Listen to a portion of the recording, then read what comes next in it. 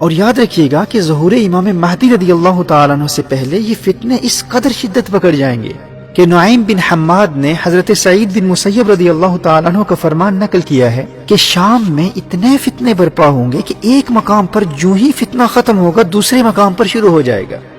فرمایا اسی دوران فَلَا تَتَنَاهَا حَتَّى يُنَادِي مُنَادٍ مِّنَ السَّمَاءِ إِنَّ أَمِيرَكُمْ فُلَانٍ، اس وقت تک یہ فتنے رکیں گے نہیں جب تک آسمان سے ایک منادی کی ندا نہ آ جائے کہ تمہارا امیر فلاں ہے۔ یعنی امام مہدی رضی اللہ تعالیٰ عنہ کی آمد ہو چکی ہے، ان کا ظہور ہو چکا ہے۔ یہ حدیث نعیم بن حماد کی کتاب الفتن میں ہے جو امام بخاری اور امام مسلم کے استاد ہیں۔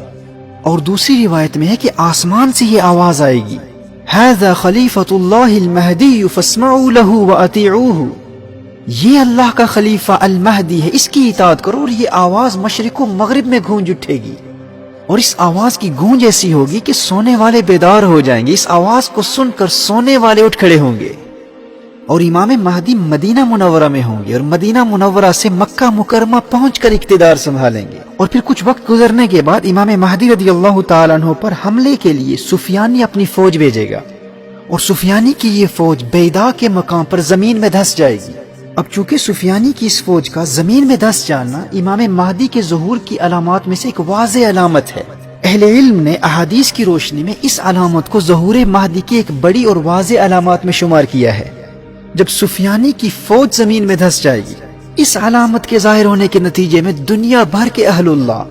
اولیاء اللہ، ابدال الشام، شام کے بڑے بڑے ابدال اور اصائب عراق مکہ مکرمہ میں کعبۃ اللہ کے سامنے مقام ابراہیم اور رکن حجر اسود کے درمیان امام مہدی رضی اللہ تعالیٰ عنہ کے ہاتھ پر بیعت کریں گے۔ اور حضرت عبداللہ ابن عباس رضی اللہ تعالیٰ عنہ کی روایت کی روشنی میں اصحاب کہف بھی امام مہدی رضی اللہ تعالیٰ عنہ کے مددگاروں میں شمولیت کے لیے آ جائیں گے۔ اور امام بدر الدین عینی علیہ رحمہ نے عمدۃ القاری صحیح بخاری کی شرح میں اپنی تحقیق کی روشنی میں اس حدیث کی سند کو مرفوع لکھا ہے۔ اور آگے چل کر دجالی فتنوں کے مقابلوں کی تیاری کے حوالے سے میں کلام کروں گا کہ کس طرح ہم اپنے آپ کو تیار کر سکتے ہیں۔ اگر ہم اس وقت زندہ ہوئے یا ہماری اولادیں اس وقت موجود ہوں تو دجالی فتنوں سے بچنے کے حوالے سے ہماری حفاظت کے لیے روحانی اور مسنون طریقے کیا ہیں۔ اس ضمن میں سورۃ الکہف کی اہمیت اور سورۃ الکہف اور اصحاب کہف کا جو آپس میں باہمی ربط ہے، اس پر انشاءاللہ آگے چل کر تفصیل سے کلام کروں گا۔ تو میں امام مہدی رضی اللہ تعالیٰ عنہ کے ظہور سے پہلے کی اور بعد کی چند بڑی واضح علامات پر کلام کر رہا تھا۔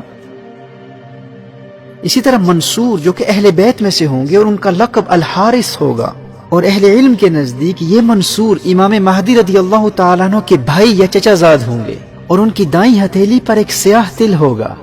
اور وہ اس وقت مشرق کے آخری کونے میں ہوں گے اور اہل خراسان کے ساتھ مل کر امام مہدی کے حق میں سفیانی سے براہ راست مقابلہ کریں گے۔ اب اس چچا زاد بھائی کے حوالے سے روایات میں بہت اختلاف ہے، آگے چل کر میں اس کی وضاحت کروں گا۔ اچھا دیکھیے، سفیانی کی فوج جب اللہ کے عذاب کا شکار ہو کر زمین میں دھس جائے گی، اس کے بعد کے زمانے میں جب اہل اللہ امام مہدی کے ہاتھ پر بیعت کر چکے ہوں گے اور عام مسلمان بھی امام مہدی رضی اللہ تعالیٰ عنہ کے ہاتھ پر بیعت ہو چکے ہوں گے، پھر وہ وقت آئے گا جب امام مہدی رضی اللہ تعالیٰ عنہ سفیانی سے جنگ کے لیے روانہ ہو کر حد شام تک سفر کریں گے، اور سفیانی کو گرفتار کر کے امام مہدی رضی اللہ تعالیٰ عنہ کی بارگاہ میں لایا جائے گا، اور امام مہدی رضی اللہ تعالیٰ عنہ سفیانی کو قتل کریں گے، اور یہاں امام مہدی رضی اللہ تعالیٰ عنہ کے ذریعے سفیانی کی تباہ کاریوں، فسادات اور ظلم و ستم کا سلسلہ ختم ہو جائے گا۔ اور پھر دنیا یہ نظارہ بھی دیکھے گی کہ زمین اپنے جگر کے ٹکڑے سونے کے ستونوں کی طرح ظاہر کرے گی۔ کعبۃ اللہ میں جو خزانہ مدفون ہے، امام مہدی رضی اللہ تعالیٰ عنہ اسے نکال کر فی سبیل اللہ تقسیم کریں گے۔ امام مہدی کثرت سے لوگوں میں سونا اور چاندی تقسیم کریں گے، اور لوگ اس قدر دولت مند ہو جائیں گے کہ کسی کو کسی چیز کی حاجت نہیں ہوگی۔ عوام میں استغنا اور بے نیازی اور زمین کی برکات کا عالم یہ ہوگا کہ خشک لکڑی خشک زمین میں بوئی جائے گی تو وہ سبز ٹہنی بن کر پتوں سمیت نمودار ہوگی، اور مال و دولت کی کثرت و فراوانی اور مسلم دنیا کی اکانومی کی عروج کا عالم یہ ہوگا کہ زندہ لوگوں کی یہ تمنا ہوگی کہ کاش وہ لوگ جو تنگی کے زمانے میں دنیا سے چل بسے آج وہ زندہ ہوتے اور اس منظر کو دیکھ لیتے۔ اللہ اکبر۔ دیکھیے، آج جب پورا عالم کفر اسلام کے چراغ کو بجھانے کی جد و جہد میں کوشاں ہے اور تمام مسلم دنیا انتہائی قسم پرسی اور پسماندگی کی کیفیت میں ہے، جب ایسے مایوس کن حالات میں ہم ان احادیث کو سنتے ہیں تو امید کی ایک کرن نظر آتی ہے، اور یہی وہ امید ہے جو ہمارے اندر ہمت اور حوصلہ اور محنت کا جذبہ بیدار کرتی ہے کہ وہ دن دور نہیں ہے جب ملت اسلامیہ کو اس کے عروج رفتہ سے دوبارہ آشنا کرایا جائے گا، ہمیں ہماری کھوئی ہوئی وراثت پھر ملے گی۔ جامع ترمذی کی حدیث ہے، فرمایا لا تذهب الدنيا حتى يملك العرب رجل من اہل بیتی۔